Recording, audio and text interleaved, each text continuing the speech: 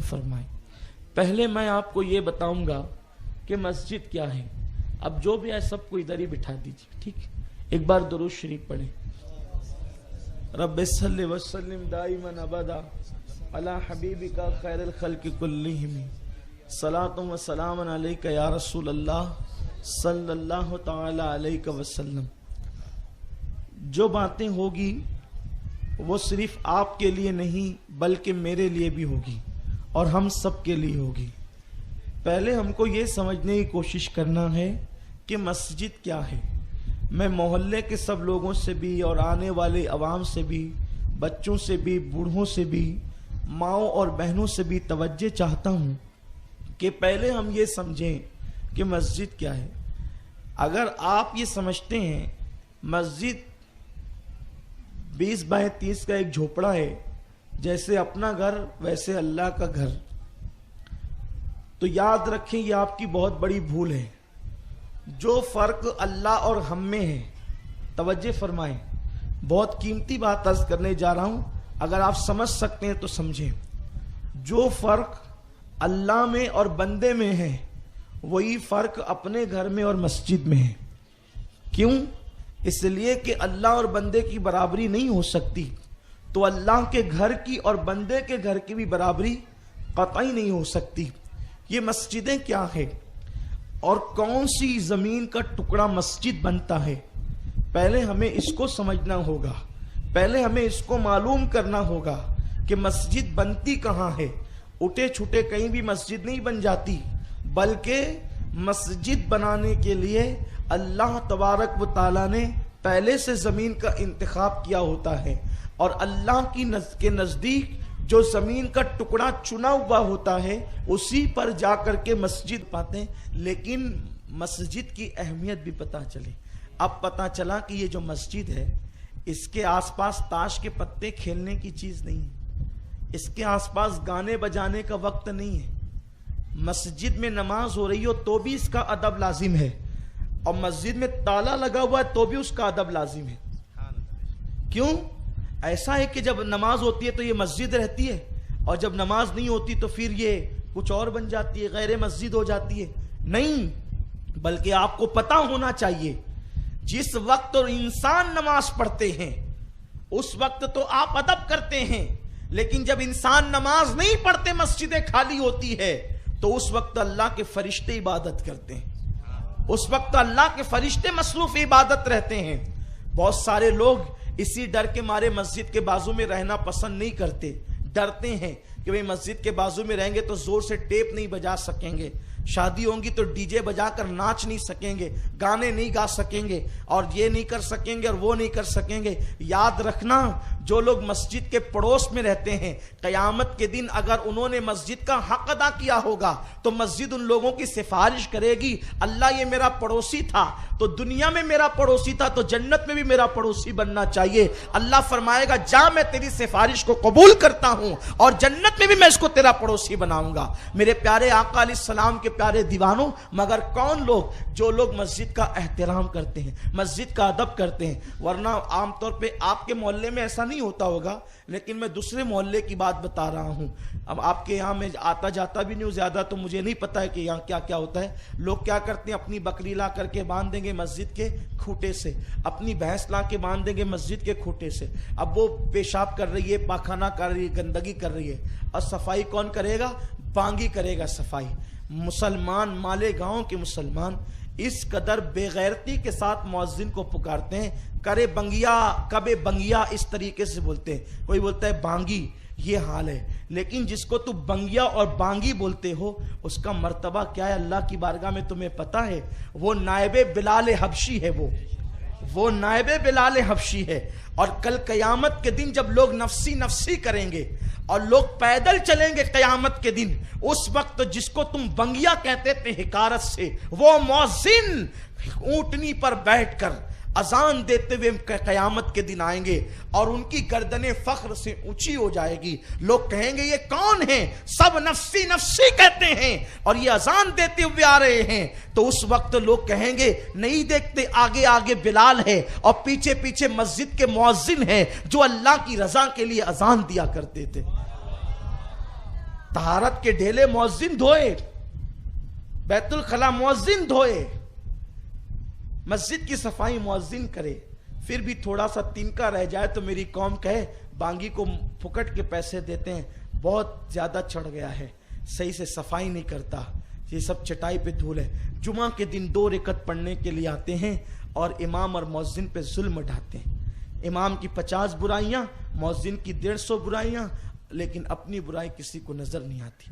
5 minute بیان زیادہ ہو گیا تو پورے ہفتے بھر اس پہ زگزگ چلتی ہے۔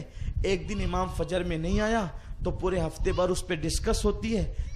امام کو فجر میں آنا چاہیے، میں امام کی جھوٹی وکالت نہیں کر رہا ہوں، فجر میں امام کو کیا ساری دنیا کو آنا چاہیے؟ ساری دنیا، لیکن کچھ بشری تقاضے کے تحت اگر کبھی نہیں آ سکا تو یہ تو نہیں کہ پورا محلہ جب اس میں لگ جائے تو 5 منٹ تقریر زیادہ ہو جائے تو لوگ اس پہ گفتگو کرنے لگے۔ سوچو یہ مسجد، مؤذن اور امام کون لوگ؟ اللہ کے حبیب صلی اللہ علیہ وسلم فرماتے ہیں قیامت کے دن اللہ مسجد کو سواری بنائے گا اور امام کے ہاتھ میں اس کی لگام ہوگی اور مؤذن اس کو ہانکے گا، اور جتنے مسجد کا حق ادا کرنے والے مصلی ہے سب کو اس کے اندر بٹھایا جائے گا اور وہ اس شان کے ساتھ قیامت کے دن آئیں گے۔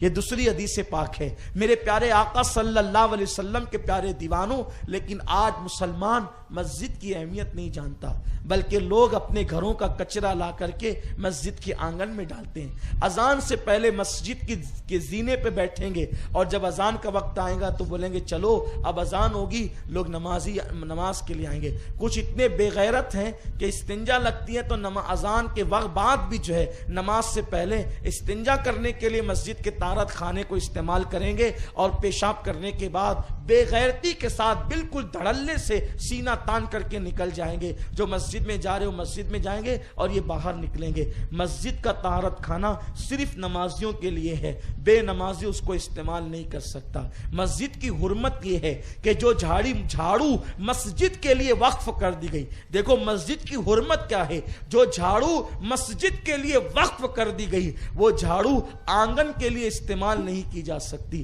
مسجد کی حرمت یہ ہے جو چراغ مسجد کے لیے وقف کر دیا گیا وہ چراغ کسی اور کے گھر میں روشن نہیں کیا جا سکتا۔ میرے پیارے آقا صلی اللہ علیہ وسلم کے پیارے دیوانوں، مسجد کی حرمت یہ ہے کہ اگر مسجد میں کوئی چیز گم ہو جائے تو اس کو ڈھونڈنا واویلا کرنا جائز نہیں ہے۔ یعنی اگر کسی کی چپل گم ہو جائے تو آپ اس طریقے سے ڈھونڈے کہ میری چپل میری چپل میری چپل۔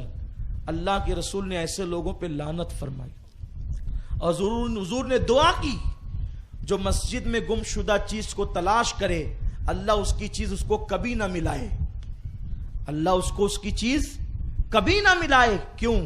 اگر آپ کسی کے گھر گئے، گھر جانے کے بعد آپ کا موبائل گم ہو گیا تو اگر آپ گھر کے اندر موبائل ڈھونڈیں گے تو شرمندگی کس کو ہوگی؟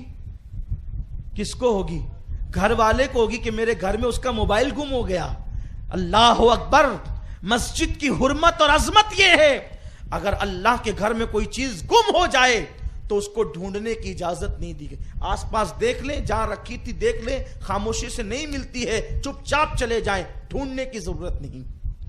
اگر ڈھونڈو گے تو رسول پاک واویلا کرو گے، مسجد بدنام ہوگی، مسجد کی عظمت بدنام ہوگی، مسجد کی حرمت پہ لوگ دھبا لگانے کی کوشش کریں گے۔ تو اللہ کے رسول فرماتے ہیں مسجد میں چیزوں کو ڈھونڈنے کے واویلا کرنے والوں پر اللہ کی لعنت ہو، رسول اور فرشتوں کی لعنت ہو۔ اور ارشاد فرمایا کہ جو مسجدوں کے اندر گم شدہ چیزوں کو ڈھونڈے اللہ ان کی وہ چیز ان کو کبھی نہ ملائے۔ لیکن اگر کوئی بندہ مسجد میں کوئی چیز گم ہو گئی، جہاں رکھی تھی وہاں چپکے سے دیکھ لیا، نہیں ملی تو خاموشی سے نکل گیا، اللہ اس سے بہتر چیز اس کو عطا فرمائے گا۔ یہ مسجد کی حرمت ہے، مسجد کا حق ہے۔ یہ میرے پیارے آقا صلی اللہ علیہ وسلم کے پیارے دیوانوں، مسجد کو ہم نے سمجھا کیا؟ اگر کسی کے گھر میں برکت نہیں ہوتی ہو اور بے برکتی ہو، گھر کے اندر برکتوں کا نزول بند ہو گیا ہو، اس کو چاہیے جب مسجد جھاڑی جاتی ہے، صاف کی جاتی ہے، تو اس کا جو کچرا ہے مسجد کے کچرے کو باہر اس طرح روڈ پہ پھینکنے کی اجازت نہیں دی گئی ہے، بلکہ اس کے لیے حکم یہ ہے یا تو اس کو ایسی جگہ ڈالیں جہاں کسی کا پیر نہ پڑے۔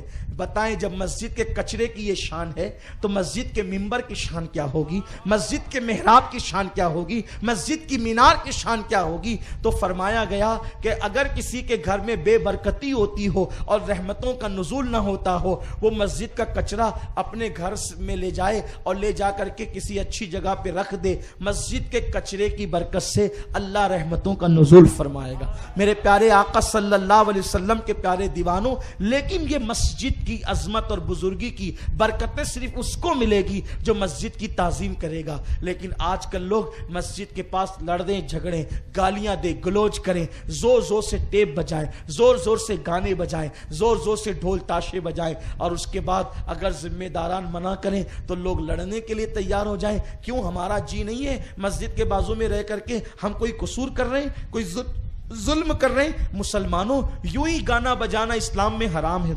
इस्लाम ने गाने बजाने की इजाजत तो नहीं दी है।